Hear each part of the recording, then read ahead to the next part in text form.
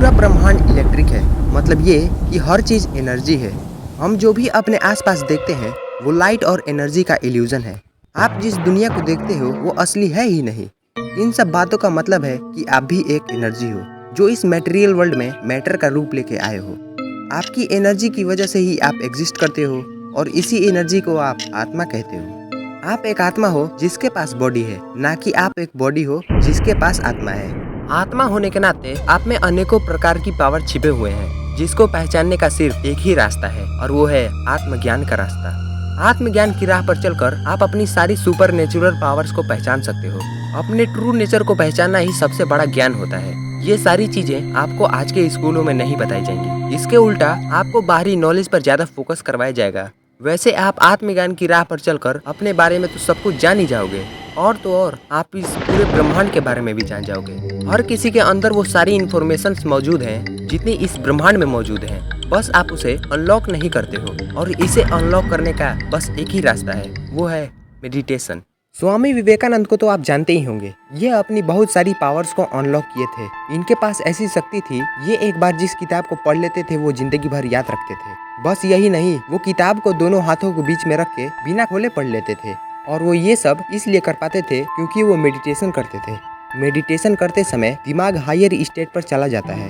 आपका दिमाग इतना रिलैक्स हो जाता है कि आप एक छोटी सी फ्रीक्वेंसी को भी कैप्चर कर सकते हो। याद करिए, जब आपका दिमाग सुबह में रिलैक्स होता है तब आप किसी भी चीज को जल्दी से याद कर पाते हो और उसे कभी नहीं भूल पाते।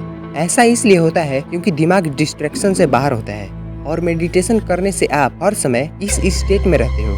जब स्वामी विवेकानंद किताबों को अपने हाथों के बीच रखते थे तब वो उस फ्रीक्वेंसी को अनुभव करते थे जो किताब लिखने वाला लिखते समय किया होगा, और समझ जाते थे कि उस किताब में क्या लिखा है। ऐसा इसलिए वो कर पाते थे क्योंकि उन्होंने अपने पीनियल ग्लैंड को एक्टिवेट कर लिया था। जब हम रिलैक्स और फोकस मोड में होते हैं तब हमारे ब्रेन से अल्फा और थीटा वेव निकलता है। ये दो ब्रेन वेव सबकॉन्शियस माइंड से कनेक्टेड होते हैं। यानी जब आपका सबकॉन्शियस माइंड एक्टिव होता है तब आपके ब्रेन से अल्फा और थीटा वेव निकल रहा होता है, और जब ये आपके माइंड से निकल रहा होता है तब आप ब्रह्मांड के साथ अच्छे से कनेक्ट हो पाते हो, और तब आप जो भी सोचते हो वो पूरी दुनिया को प्रभावित करता है।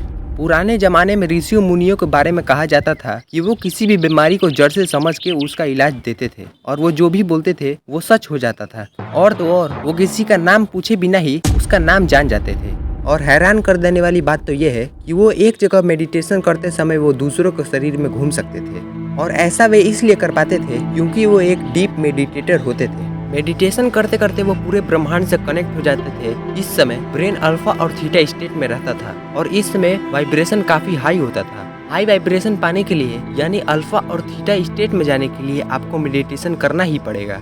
मेडिटेशन करने से आप जागरूक होने लगोगे और आपका पीनियल ग्लैंड एक्टिव हो जाएगा, जिसे आप तीसरी आंख भी कह सकते हो। तीसरी आंख हमें सच्चाई को देखने की शक्ति देती है। जब आपका सामना सच होगा तब आप कंफ्यूजन वाले स्टेट में चले जाओगे, क्योंकि बचपन से आपको झूठी बातों से ही प्रोग्राम किया गया है। अगर आप अभी से मेडिटेशन और योगा करने लगते हो तो आगे चल के आपको सुपर नेचुरल पावर मिलने लगेगी। आपकी तीसरी आंख पूरी तरह खुल जाएगी। आप आसानी से किसी के मन की बातों को जान पाओगे। लोग क्या सच बोल रहे हैं और क्या झूठ बोल रहे हैं। एक और शक्ति जो मिलेगी जिससे आप फ्यूचर प्रेडिक्ट कर पाओगे, किसी का पास्ट पढ़ पाओगे और प्रेजेंट मोमेंट को समझ पाओगे।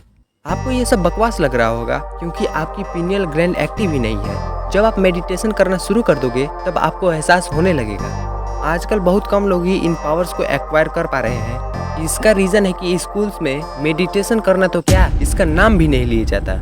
हमारा गुरुकुल सिस्टम पूरी तरह लॉस्ट हो चुका है। आज इसलिए बच्चों को स्कूल भेजा जा रहा है ताकि वो बड़े होकर पैसे कमा सकें। उनको ये बताया ही नहीं जा रहा कि पैसा केवल जिंदा रहने का जरिया है। असल जीवन तो इस ब्रह्मांड में छिपा है। असली पावर्स को एक्वायर करने के बजाय बनावटी चीजों पर जीवन बर्बाद कर रहे हैं।